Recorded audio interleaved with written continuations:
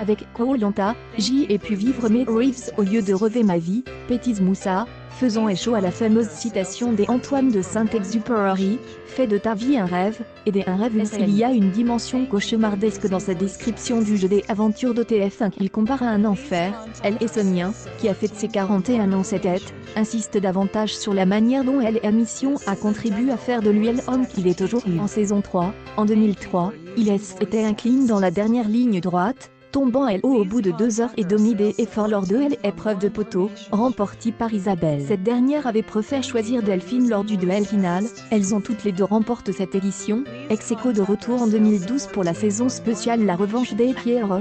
Moussa est éliminé à 8 ans plus tard.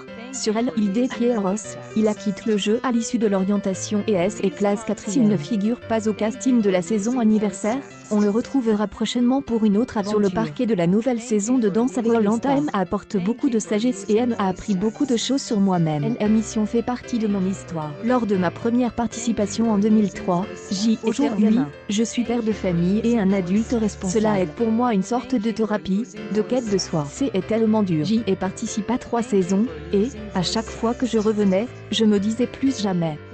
Et, bizarrement, quand il te rappelle, c'est comme dans la série Lost, tu réponds toujours présent et tu es challenge. À l'époque, j'y aimais le sport, mais je venais de démarrer. C'est indirectement grâce à ça que j'y ai pris confiance et est 2 fois champion du monde de Samda, un art martial chinois. Cela a peut-être aidé. Cela a aussi appris à vivre en communauté avec des personnes de milieux sociaux différents. Puis, en 2003, je venais de perdre un frère. Vraiment, ça a fait du bien de prendre LR, de faire table rase, de recommencer à zéro. Koh-Lanta, tu arrives avec rien si ce est de pauvres t-shirts, et tu dois apprendre toutes les bases de la survie, la vie en communauté avec Koh-Lanta. J'y ai pu vivre mes rêves au lieu de rêver. Est-ce que vous mangez? Est-ce que vous dormez à l'hôtel quand les caméras ne tournent pas?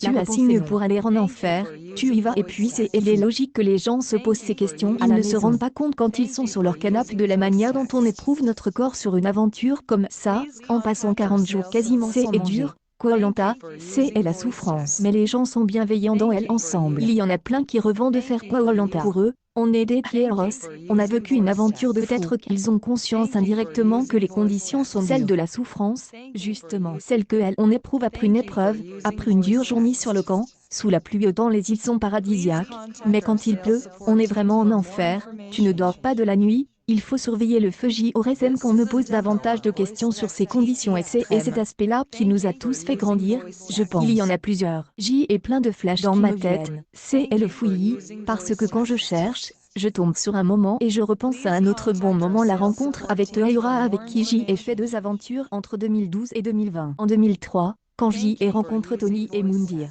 il fallait ne garder qu'un souvenir marquant, il serait lié aux épreuves où tu peux contacter ta famille ou lire ton courrier. C'est compliqué de garder contact. On ne s'entend pas avec tout le monde, ce serait hypocrite de dire le contraire. J'y ai plus ou moins entretenu le lien avec les personnes que j'y apprécie.